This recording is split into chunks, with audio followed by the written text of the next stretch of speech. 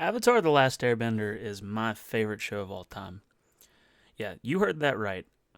Favorite show of all time. Bar none. Better than Game of Thrones, better than Invincible, better than any TV show that I've ever watched. Avatar The Last Airbender is my absolute favorite. And so upon hearing that, you might think, man, I'll bet this guy was ecstatic to hear about Netflix rebooting the series as a live action show. But truth be told, my reaction was the exact opposite. You see, I don't need another version of Avatar. It's the perfect TV show. Perfectly paced, nearly perfectly written. I'm looking at you, Great Divide. The characters are all fantastic with their own struggles, their own desires, their own flaws, their own story arcs that we see them grow through during 3 seasons of the show. The animation is stupendous and not only works with the fantastic writing, but actually manages to elevate it even further. The show's the perfect length. Instead of dragging out over thousands and thousands of episodes, again looking at you, One Piece, it tightly fits in this perfectly paced story. These 3 20-episode seasons, which cover the 3 elements that Aang must learn in order to defeat Fire Lord Ozai. But if you clicked on this video, more than likely you already know everything I just said. You know what an amazing show that Avatar The Last Airbender is, and I don't need to gush about it for the next 20 minutes. So, why make this video? Well, frankly, that's the question that I'm asking Netflix.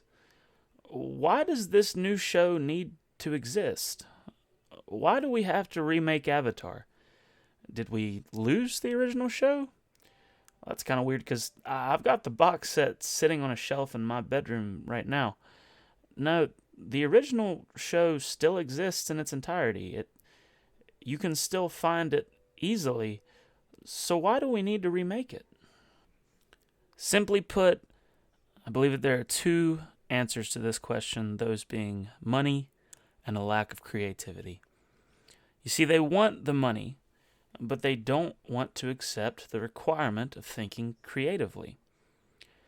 Why think creatively when we can simply rehash all of the same story beats, reuse the same musical flourishes and leitmotifs, play on the emotional attachment and nostalgia that you formed with these characters when you were a child, and never have to put 1 ounce of thought into creating something new? Now, like I've already said, I haven't watched the show, and I'm sure that there are a few changes. I'm sure they've done some things mildly different. More than likely, they did them in a worse way. Netflix isn't exactly known for its stellar track record when adapting source material. Cough, Witcher, cough, cough. This trend of remaking movies and TV shows, I find it just so sad to see because it makes me wonder what my kids will have to view one day. Are they going to see another Last of Us, the exact same story, remade into a TV show whenever you have the exact same story in a video game? Are they going to see the 3rd remake of The Lion King or The Little Mermaid? Perhaps they'll actually manage to get those right if they were given a 3rd or 4th crack at it, but I certainly hope that they don't get it. But it seems that creativity is dissuaded in the modern day simply because if a creative venture fails, it's lost money and that's the end of it. But without allowing creativity to flourish, we won't have another Disney Renaissance like we had in the 90s. We won't have fantastic TV shows like Avatar The Last Airbender. That's one reason why I'm actually glad that the Joker 2 movie, directed by Todd Phillips, is such a weird creative venture.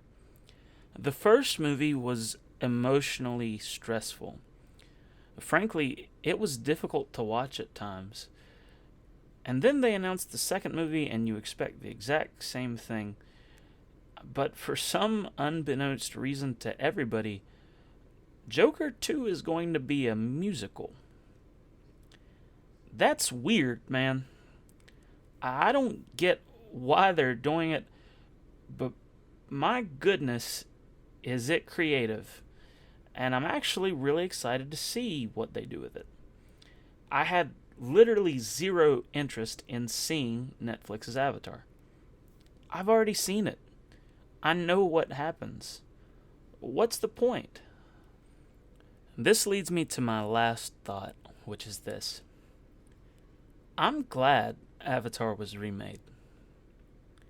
Now you might say, why did you even make this video, dude? You've been slamming this show's existence the whole time. Well, while I actually think that the remake still really has no reason to exist, I do think that it could spur on someone in the future to not continue this horrendous trend of rehashing all of our favorite stories. If a young filmmaker were to watch the original animated show and then watch the live action show, my hope is that they would realize how devoid of imagination this industry has become. And instead of becoming another cog in the machine, that they would have a desire to be a shining star that rises above this cesspit of regurgitated stories that now, for some reason, have a hint more woke in them. We don't have to keep retelling the same stories with new actors. Think outside the box. Use these characters in a new way.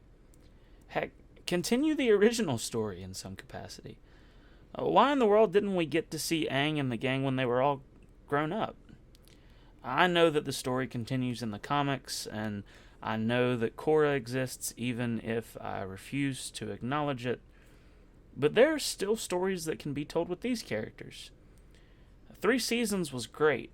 If the show went any longer, it could have become a bore. But I personally was left wanting so much more from Avatar.